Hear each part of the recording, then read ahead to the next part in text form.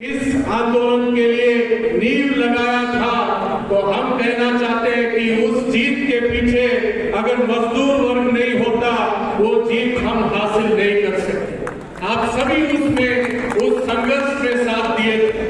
साथियों, पिछले 12 साल से जो नरेंद्र मोदी और भाजपा का सरकार है, इन 12 सालों में देश के मेहनतकश किसान, मजदूर, खेत मजदूर और हर तबका बेहाल है।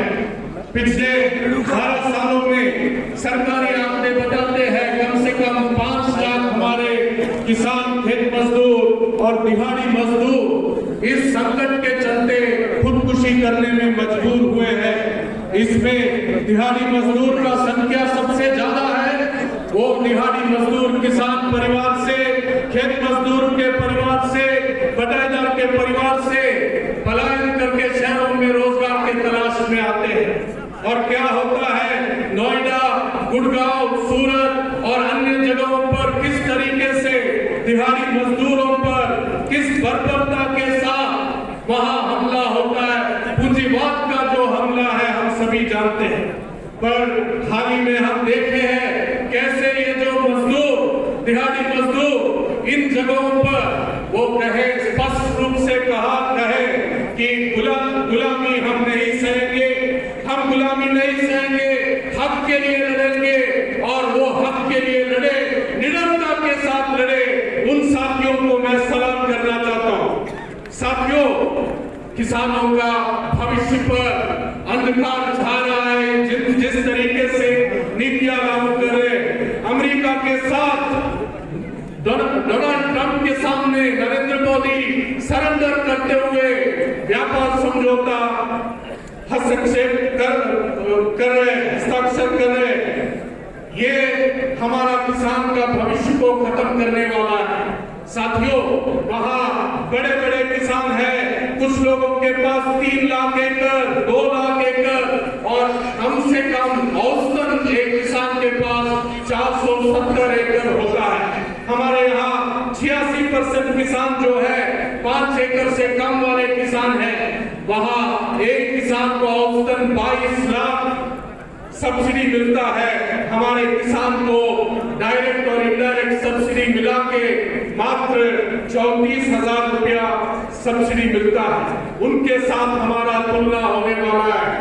वहां से कपास, वहां से अलग अलग फसल, दलहन, तिलहन और फल जैसे सेब के किसान यहाँ बहुत बड़े संख्या में आए हैं। ये सभी संकट में आने वाले हैं।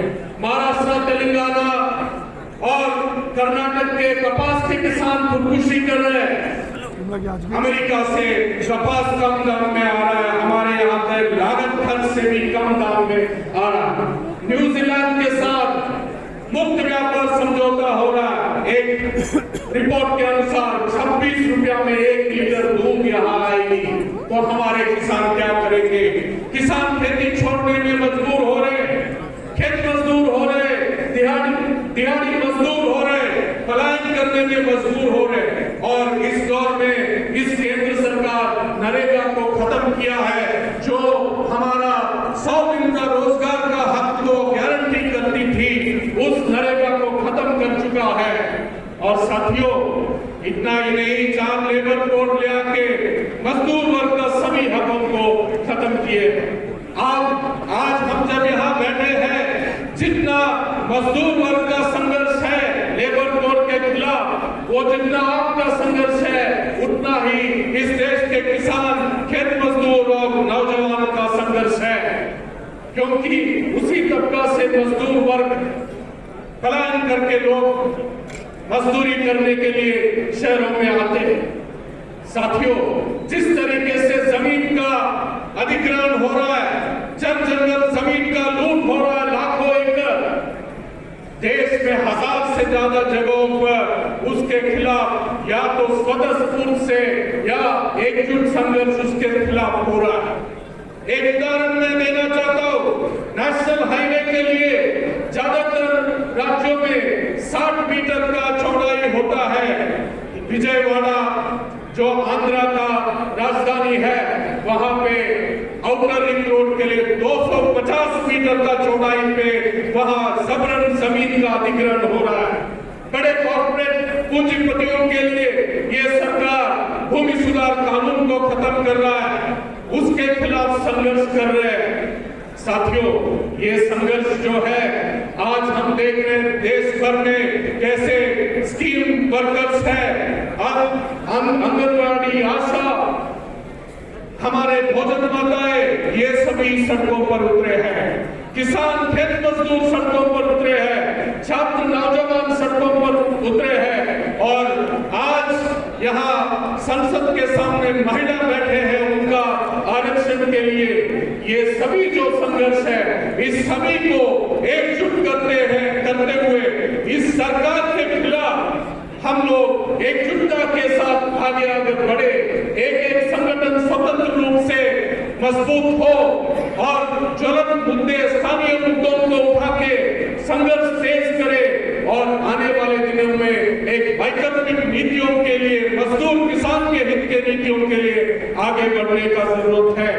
साथियों, हमारे नौजवान साथी ये बताए वो डर के ऊपर जीत हासिल किए हैं और जो अवतार सिंह पास कहते थे कि सबसे खतरनाक होता है मुर्दा शांति से मर जाना, सबसे खतरनाक होता है अपना सपनों का मर जाना। साथियों, ये पीढ़ी हमको बता रही है कि सपना अभी जिंदा है। मजदूर वर्ग, किसान, खेत मजदूर, नौजवान, छात्र, दलित, आदिवासी सब एकजुट संघर्ष के साथ ये जो तानाशाह सत्ता में बैठे हैं इनको उखाड़ फेंकने तक इस आंदोलन, एकजुट आंदोलन चलेगा। इतना कहते हुए हमारे तमिलनाडु के साथी काफी आए, पूरा यहाँ पे वक्तव्य हिंदी में हो रहा, उनके लिए सिर्फ महाकवि भारतीयार का एक कुछ पंक्ति बोलते हुए मैं अपना बात खत्म करूंगा। उच्च वीर